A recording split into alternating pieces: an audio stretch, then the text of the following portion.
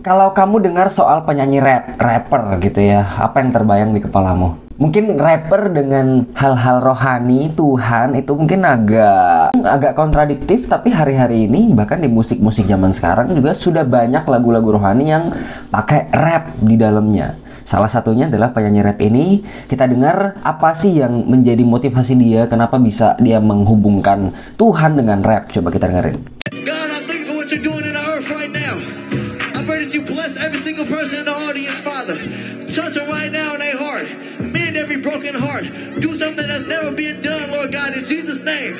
If you're ready to accept God into your heart, man, and walk the path He carved out for you, I want you to sing this along with me right here. Everybody say, Christ life. I'm here with my boy Miles Minnick, one of the hottest names in Christian rap, and he just performed at a festival, and it's kind of gone viral. What happened? Not kind of viral, it's like big viral, all right? We were the first solo Christian rap act to be booked at Rolling Loud, which is the largest rap festival on earth, okay? Now, here's the crazy thing. 2 years ago, in a song I did called Sober, I said, I'm not gonna tone it down. Mess around and do an altar call at Rolling Loud. So guess what we did? Come on. Guess what we did, bro? In front of thousands of people, we did an altar call. It was received very well. We prayed over them. God moved when we posted it, and it's going crazy everywhere. We're not the only ones posting it. Rolling Loud posted it. It's viral. Scooby-Doo posted it yesterday. I'm not even joking. Yeah. Scooby-Doo on Instagram posted my altar call, and it's viral there too.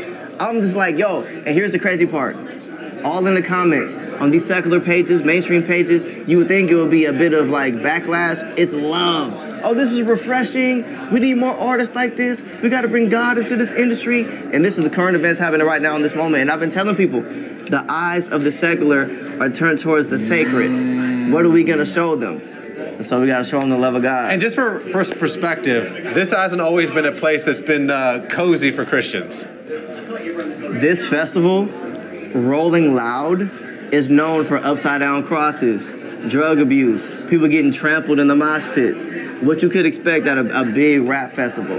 And they booked us as a Christian rap act to occupy those stages. And they said, do what you do. I said, don't mind if I do. Yeah. Now, I've known you for a minute, and Miles, off camera, on camera, years ago, today, genuine dude who loves the Lord. What would be your encouragement if someone sees you like, man, I want to be a famous rapper one day. I want to have that platform. I want to have that stage. I want to be like a Miles Minnick.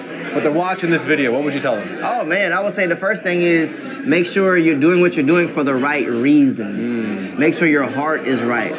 Because it's easy to be motivated by the likes, the comments, the attention. But if that's your motivation, then it's a slippery slope for you to start doing it for selfish gain, right?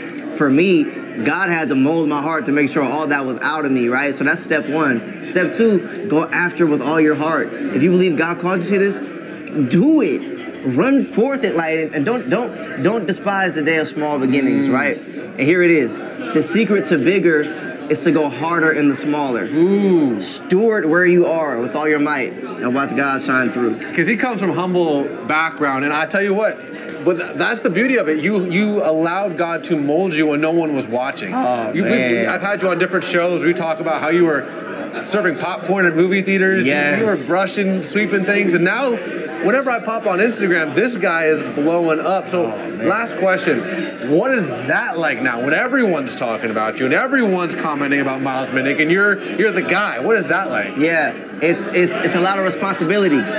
You know, it's a privilege to have the platform, and there's different things that come with it. So on one side, it's beautiful, it's amazing, this is a God dream. On the other side, it's the darts and the criticism you gotta endure, but I wouldn't trade it for anything, because a challenging day here is better than a good day there. There meaning where I came from, what I used to do, doing it for the wrong reasons, you know what I'm saying? And so, bro, it feels like I'm walking in my purpose. Come on. It feels like God created and prepared us for this, and we're gonna take it to the moon. Bro, I'm cheering you on every step of the way. I love you, brother. I love you, Ron. Wow, itu keren banget buat aku juga luar biasa. Mungkin aku bahas sedikit dulu soal mungkin banyak yang nggak setuju nih sama tadi dia bilang juga waktu sebarin media-media sebarin viral kemana-mana juga dia pikir juga wah kayak pasti banyak yang nggak setuju nih, maksudnya kayak nggak nyambung lah rap sama rohani ini bagaimana ini gitu, kayak banyak lah pasti netizen Indo juga yang bilang ah Tuhan kan harus teratur, Tuhan kan harus begini bla bla bla bla bla bla. Ya mungkin buat aku ini pendapat pribadi, mungkin kalau soal musik ya, soal musik tuh yang penting lirik-liriknya tidak kotor, bahasanya mungkin begitu ya, tidak yang menjatuhkan Tuhan, malah bukan yang menjauhkan kita dari Tuhan, yang ngebuat kita benci, yang ngebuat kita makin galau gitu, tapi justru yang kalau lirik-liriknya itu membangun semangat dan kita lihat audiens yang mendengarkan juga justru mendengarkan lagu itu justru dia mau cari Tuhan, dia lebih penasaran lagi sama Tuhan. Ya menurutku itu buah yang baik ya gitu ya. Terlepas dari musiknya seperti apa, kan Tuhan juga suka musik, Tuhan yang ciptakan musik kan. Yang punya musik Tuhan gitu. Selama lirik-liriknya oke, dalam koridor yang tepat sesuai dengan firman Tuhan, buatku sih nggak masalah ya. Memang pasti perlu adaptasi aja. Kayak dulu lah, zaman dulu kan musik-musik rohani paling pakai apa? Alat-alat musik jadul begitu. Tapi sekarang kan sudah ada drum ya, sudah ada segala macam biola. Bukan biola udah lama sih. Ya saksofon, ya saksofon juga udah lama. Ya tapi pokoknya alat-alat musik modern zaman sekarang lah. Kamu denger Planet Shakers, tau lah ya Planet Shakers. Itu musiknya dari mana semua itu musik modern semua, tapi toh diterima juga sama semua orang. Kita nyanyi juga Nothing is Impossible tiap minggu misalnya. Jadi mungkin ya perbedaan zaman sedang menuju musik-musik yang baru juga gitu, tanpa kita melupakan juga DNA kita, musik-musik yang lama, mungkin lebih chill, lebih diem, lebih damai. Ya denger aja, konsumsi saja yang kamu cocok. Kalau orang ada yang cocoknya ini, apalagi generasi anak muda zaman sekarang, misalnya cocoknya yang ini, kalau dia bisa ketemu Tuhan dengan lagu-lagu seperti ini, silakan. Tapi kalau enggak,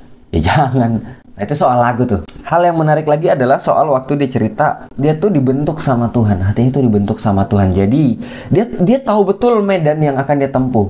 Medan yang dia tempuh tuh sangat silau, dalam arti dia bisa curi kemuliaan Tuhan dengan setiap like yang ada, setiap fans yang ada, setiap spotlight yang diberikan gitu ya. Tapi dia bilang tadi menarik banget adalah sebelum ini semua terjadi, mungkin banyak orang itu pengen kayak dia, fame-nya, terkenalnya. Tapi sebelum itu semua terjadi, dia dibentuk sama Tuhan dari hal kecil. Dia dibentuk hatinya, pokoknya semua yang kesombongannya, semua egonya, pride-nya, itu dibentuk dulu sama Tuhan sampai kira-kira siap, bukan sempurna ya, tapi siap, baru Tuhan bawa dia naik. Apakah sekarang berarti dia nggak bisa sombong lagi? Nggak gitu, masih bisa, tapi minimal Tuhan menilai dia sudah siap, dia dibawa naik. Bayangkan kalau orang yang nggak siap yang dibawa naik sama Tuhan. Bukan kemuliaan Tuhan, tapi kemuliaan buat diri sendiri semua. Dia akan lupa kenapa dia lakukan ini. Dia akan cari uang, dia cuma cari fame, ketenaran. Dia akan berbelok. Ya Tuhan nggak mau dong anaknya seperti itu. Mending Tuhan pelihara dulu, Tuhan siapkan dulu sekarang. Sampai pada waktunya Tuhan lepaskan. Dan anak itu bisa jadi buah, jadi berkat dimanapun dia berada. Sama dengan kita, sama dengan aku, sama dengan kamu. Tuhan sedang persiapkan kamu. Jadi jangan ngeluh kalau ada proses, ada masalah, ada struggle. Itu bagian dari proses Tuhan untuk mempersiapkan kamu untuk dipakai lebih dahsyat luar biasa di masa yang akan datang. Terus menanti-nantikan dia, terus mau diajar, mau dibentuk, mau dididik sama Tuhan, dan percaya Tuhan tahu yang terbaik buat kamu. Itu aja untuk video hari ini. Tuhan Yesus memberkati.